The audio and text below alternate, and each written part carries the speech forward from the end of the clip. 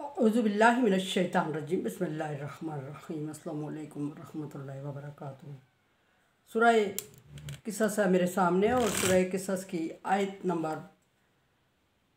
61, पारा नंबर 20 और रुकू नंबर 10 शुरू हो रहा है। रुकू नंबर 9 के आखिर में आयत नंबर 60 में अल्लाह तबारक व तआला ने मुनकरीन को खिताब किया।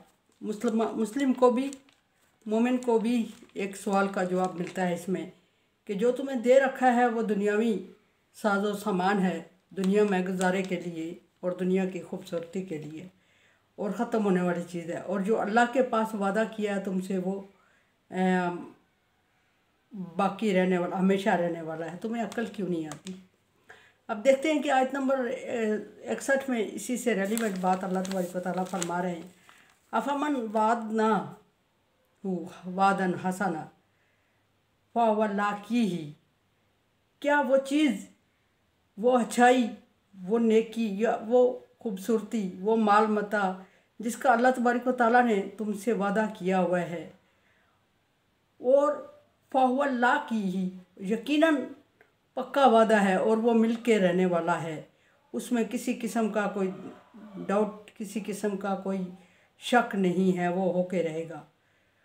जिस शख्स से अल्लाह तबारक व तआला ने आखिरत का हमेशा, पिछली आयत से इसको रेलिवेंट किया जाए तो वो वादा जो कि आखिरत का वादा है और हमेशा रहने वाला है और अच्छा है, अच्छी चीज़ का वादा है, वो शख्स बेहतर है या वो शख्स, और ये भी है कि उस शख्स से लाकी ही वो वादा होके रहेगा पूरा उसके साथ।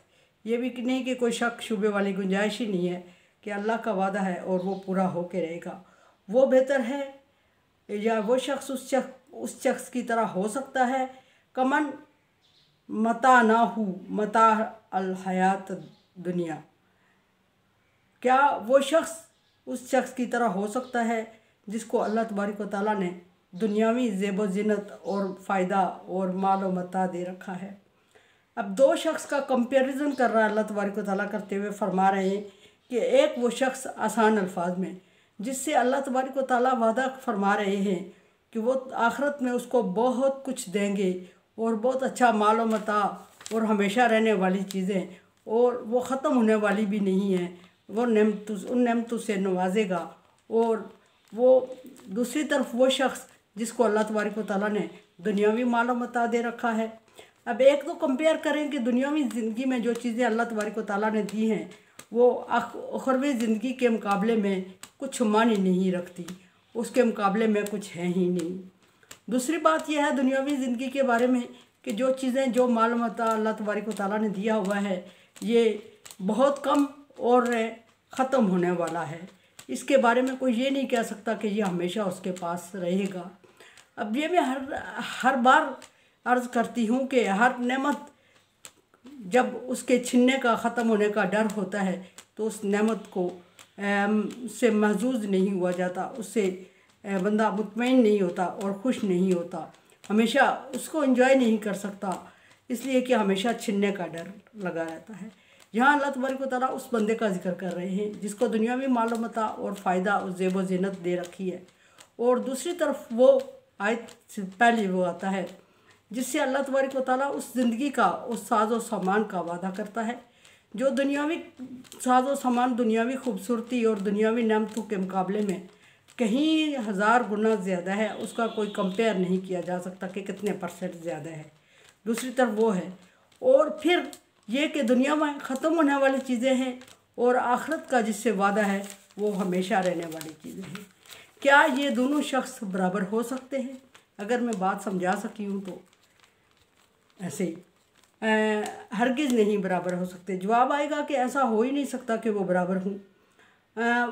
मताल हयाती दुनिया, दुनियावी साजो सामान वाला उखरवी साजो सामान वाले से, और फिर जिसको आखिरत का वादा किया अल्लाह तबारक व तआला ने और बहुत सारी नेमतों का, वो ऐसा भी नहीं है कि किसी शक व शुबे में रहेगा, छिनने का डर भी नहीं है उससे, हमेशा रहने का, और वादा भी वो कि जो पूरा हो के रहने वाला है, यानी कि अल्लाह तबारक व तआला का किया हुआ वादा, उसके बारे में हम शक व शुबे में नहीं पढ़ सकते कि शायद ऐसा हो, शायद ऐसा हो, शायद कोई मकर जाए, शायद कोई फिर जाए, शायद ऐसा हो जाए।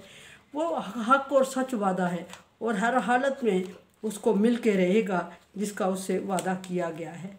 अब जब मिल के रहेगा वो सारी चीज़ें, तो फिर दुनियावी ज़िंदगी में ख़त्म होने वाली चीज़ों से उसका कंपेयर करें, और ये ज़िंदगी भी जो बिला आखिर ख़त्म होने वाली है और इसका स्टेटस भी छिनता रहता है, कभी एक के पास कभी दूसरे के पास।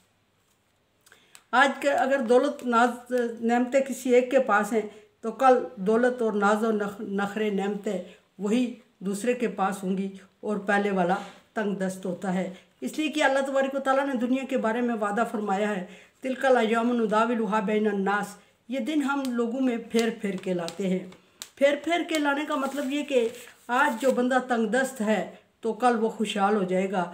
एक जैसी ज़िंदगी, एक तो ये ज़िंदगी आर्जी है, दूसरे इसमें रहने वाली नेमतें और मालो मता साजो सामान दौलत ये भी आर्जी, उससे भी आर्जी है। एक दुनिया कम है, दुनियावी ज़िंदगी कम है, ख़त्म होने वाली है। एक उसमें रहने वाली नेमतें कभी छिनती हैं कभी मिलती हैं, कभी एक के पास होती हैं कभी दूसरे के पास होती हैं। इसके बारे में कोई नहीं कह सकता।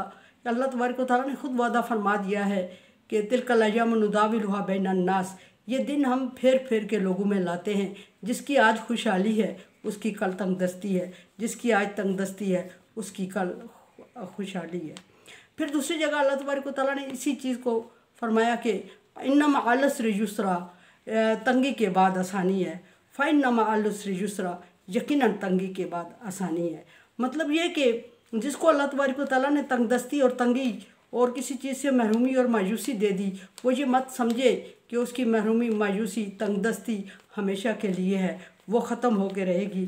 क्योंकि अल्लाह का वादा है इन्नमा अल उसरि युस्रा, कि यकीनन तंगी के बाद आसानी है।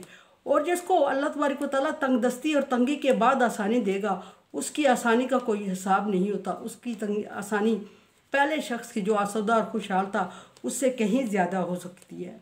इसलिए कि हो सकता है पहले वाले शख्स को अल्लाह तबारक व तआला ने तंगी के बाद आसानी ना दी हो, पहले आसानी दे दी हो और वो कम हो। और जिस शख्स ने तंगी का अजाब, तंगी की परेशानी, तंगी की मुसीबत झेल के आसानी पाई है, उसकी आसानी डेफिनेटली पहले वाले शख्स से ज़्यादा होगी। तो दुनिया में हेरा फेरी, ये नेमतों का अरूज व ज़वाल और ये चीज़ें सारी चलती रहती हैं। और आज का खुशहाल और आसूदा इस चीज़ पे इतरा नहीं सकता, घमंड नहीं कर सकता कि कल वो इसी हालत में रहेगा। और आज का तंगदस्त कल के लिए इसी हालत में रहने की मायूसी नहीं रख सकता। एक के बाद दूसरे को अल्लाह नेमतें ट्रांसफ़र करता रहता है और कोई चीज़ भी अब्दी और दायमी नहीं है। इसका अल्लाह तबारक व तआला ने हिसाब भी लेना है। फरमाया कि दुनिया सुम्मा यौमल क़ियामा मिनल मुहज़रीन, फिर ये सारे लोग जिनको नाज़ नेमतें दी गई हैं, इनको क़यामत के दिन और ये उनके बलबोते पे इतरा रहे हैं, तकब्बुर और गुरूर कर रहे हैं और जायज़ नाजायज़ की तमीज़ किए बगैर अल्लाह तबारक व तआला के हुक्म को, वादे को छोड़ के दूसरी तरह ज़िंदगी गुजार रहे हैं, उनको ये ज़िंदगी हमेशा की नहीं है। बिला आखिर अल्लाह तबारक व तआला के सामने हाज़िर होना है। और ना सिर्फ हाज़िर होना है, खड़े होना है, बल्कि तमाम किए का हिसाब भी देना है। और हिसाब देने के बाद रिज़ल्ट भी आना है और रिज़ल्ट के बाद उसको वो ठिकाना भी मिलेगा जो उसके अमाल के मुताबिक होगा। और अनसमझे देखे समझे और सब्सक्राइब करें और सदका जारिया में मेरा साथ दें। अल्लाह तबारक व तआला का हुक्म, ताअवनु अला बिर्रि व तक़वा, नेकी और भलाई के कामों में एक दूसरे से ताअवुन करें। चैनल को सब्सक्राइब और शेयर करके ताअवुन करें। अल्लाह।